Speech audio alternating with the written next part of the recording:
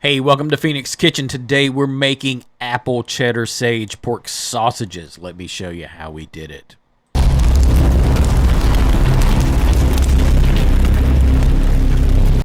All right, we're going to start this recipe the same way we started the name, with apple. We took Honeycrisp apple and peeled them down. We don't want the peels because they'll be a little too chewy. We diced them into 1/4 to 3/16 inch cubes, put them in the oven on our lowest setting, 170 degrees, for about 3 hours, and they came out nicely dehydrated, but not dried up and crispy. We don't need the extra juice to go into the sausage because it'll mess up the consistency of our sausage. We're just looking for that nice condensed flavor. Now we're going to be using a Boston butt for our pork today. That's going to give us about a good solid 80-20 mix on our meat to fat ratio. I've got an 8-pounder here. We're going to pat this thing dry, and I'm going to go ahead and get the bone out. You can see the bone comes all the way down to a nice small tip. I'm going to cut off this huge chunk that doesn't have a bone. Then I'll take my boning knife and get just as close as I can because I want every ounce of this meat. This meat is going to be 3 pounds for the sausage that we're making, and of course that recipe will be down below based on that 3-pound ratio. And then the rest of this meat is going into a little breakfast sausage and a little chorizo. You can check out those videos attached to the end. So we're going to get this thing off the bone and get it cubed up, weighed out for the individual sausages that we're making, and then we'll be ready to come back and finish it up.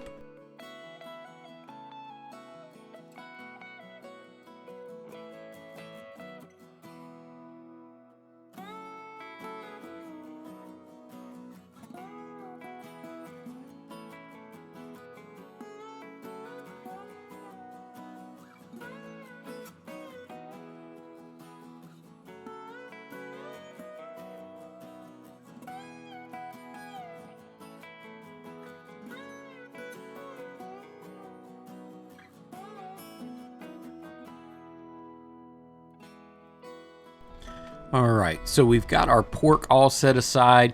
We cubed it up so it'll fit through our grinder, and I put it into the freezer because this was a fresh butt that I brought in. And to go through and get a good clean grind, we really want to get that a little bit frozen. So it's going to sit in there while I get everything else done.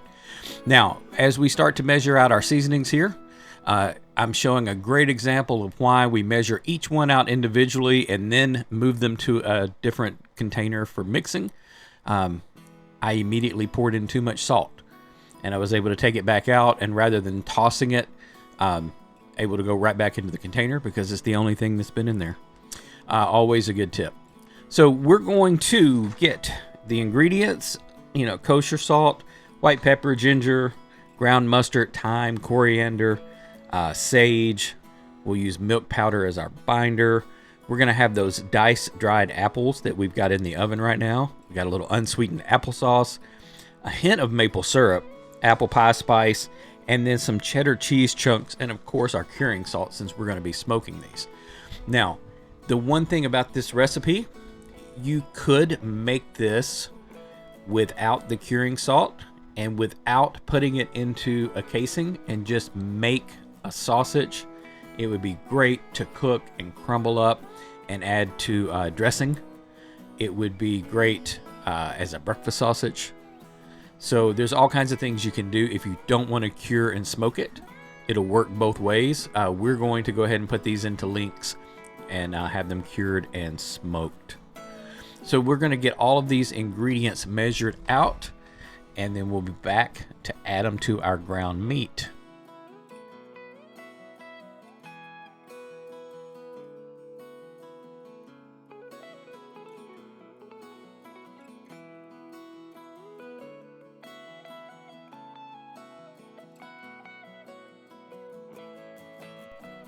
Now the sage that we're using, we grew in our garden and brought in, and it has hung to dry.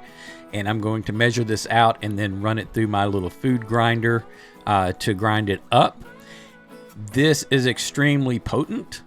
You'll see in the recipe down below, I have 12 grams of sage because we do want a nice bold sage flavor. If you're using sage that you bought in a supermarket, McCormick's or store brand, whatever, you do want rubbed, not ground. And then when you get that rubbed, you may want to consider cutting it back just a little bit, because the longer this stuff is dried, the stronger it is. So just depending on how much sage you like, I put in the 12 grounds because mine is just finished drying. It hasn't been there for a long time, and it's not gonna be quite as potent as something that's been hanging around for a little bit longer.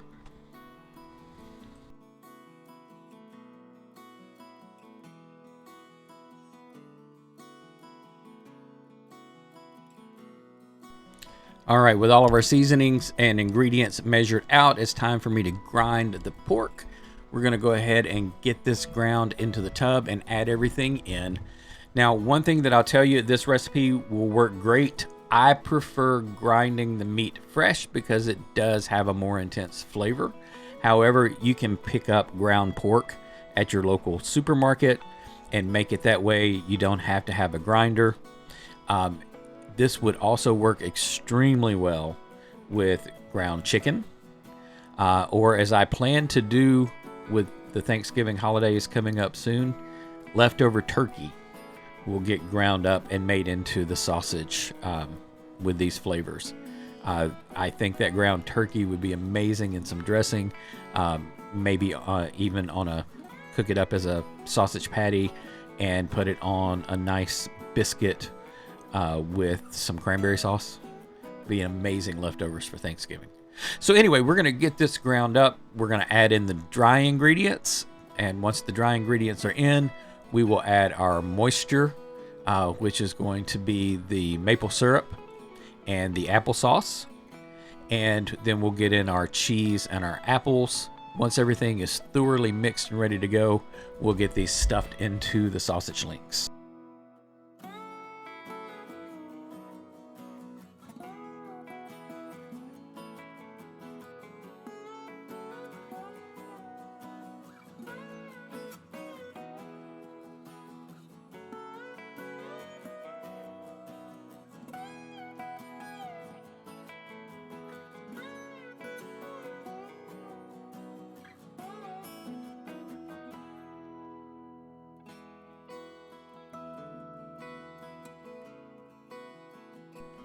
All right, we're going to get these things stuffed. We are using the 32 millimeter pork casings. If this is your first sausage making video, I need to let you know these things come packed in salt to preserve them. That's why you see me now pulling them out of a bowl of water. They've been rinsing in there for about 30 minutes. And what we're doing is opening up, scooping some of that water in, and then we're going to run it all the way through. This will help to loosen up the intestine so that we can slide it and fill it more easily. It's also washing and rinsing out any salt from the inside that may have gotten in there. So once we've got that done, we're just going to take this, we're going to wet the tube on our sausage stuffer to help things slide a little more easily. We're going to get this sausage casing onto the slider, load it all the way up. You'll notice I've already moved sausage to the tip of the extrusion tube because we don't want air in the sausages. We do that to keep as much air out as possible during the filling process. We're going to get this on. We're going to tie a little knot in the end, and then we're going to slowly fill this tube. We do not want to overfill because these natural casings can pop. That's always no fun. We're going to bring them out all in one big long tube. Then we'll twist. That's the other reason we're not going to overfill these things. We want room to pinch and twist to make individual links. And then once we've done that, we'll tie off the end. We'll snip off any little extra pieces of the casing. And these will go into the refrigerator overnight so that the cure can do its work. It needs at least 12 hours to do that. And then also to help dry out the casings a bit. You'll notice at the end we're going to prick any air holes that we see so that the casing will shrink down, and that will keep us from having any pops happening while we're cooking. So let's go ahead and get these loaded up and then we'll get them into the refrigerator for overnight.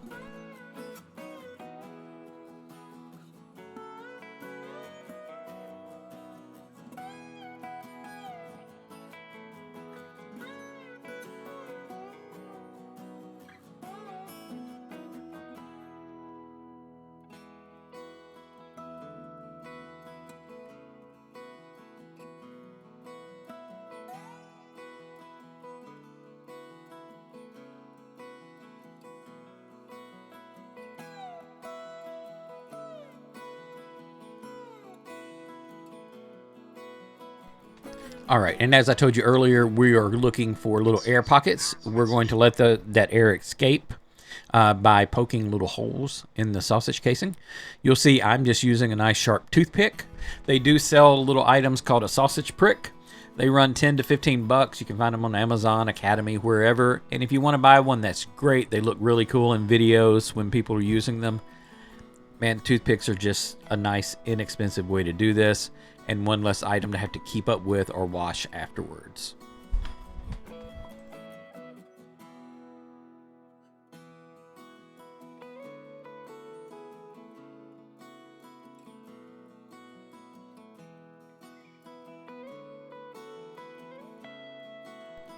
All right, so we're going to get a fire started in our firebox. We're going to let this thing run really low and slow. You notice we got the coals pushed all the way to the end using one huge chunk of wood so that it will smolder. We're going to cut our sausages apart. We just go in between with the scissors and snip those nice dry casings and they'll come right apart. I'm putting them in the smoker on the grills that they set on in the refrigerator. This will help to keep them clean, not picking up any nastiness from your grill. And we're going to smoke these for about 3 hours at about 150 degrees. We're going to get them then cranked up for the last 30 minutes or so they finish off. We're going to look for an internal temp of 150, bring those in and get them into an ice bath for about 30 minutes so they can lower their temperature all the way down to refrigerator levels. All right, obviously we can eat these as links, but I'm gonna go for a more fall type dinner tonight, make a casserole. We're gonna get some olive oil into a skillet and get it started warming up. We're gonna peel another Honeycrisp apple. We're gonna dice that up and we're gonna set it to the side. Then we're going to go ahead and dice up our onion. Get that onion into the skillet, and we are not gonna forget to season those onions. They were not seasoned in the garden. So we'll add our just salt and pepper, get those sweating down, and we're going to cube up some Brussels sprouts into quarters because we're looking for bite size here. They're going to go into the skillet along with our onions. Then we're going to go ahead and start cutting into those sausages. Look at all those ingredients inside that sausage. Beautiful. So we get it all cubed up. It goes into the skillet. Last minute, we'll add the apples. We're not looking to cook the apples, just getting them in there and mixed together for the flavor. We're going to spray an 8x8 pan. We're going to start our stovetop stuffing mix because that's going to be our secret topping. We're going to get those ingredients we cooked into the pan, spread out, making sure they're mixed evenly. We're going to add about a 1/4 cup of chicken stock so that it doesn't dry out in the oven while we're browning that stovetop stuffing. We get that stuffing spread out. We're going to take some dried cranberries and sprinkle across the top like a garnish. It's going to go into the oven 350 degrees for about 25 to 30 minutes until it gets nice and crispy brown on top. And we're going to serve it as all a meal on one plate. Absolutely delicious.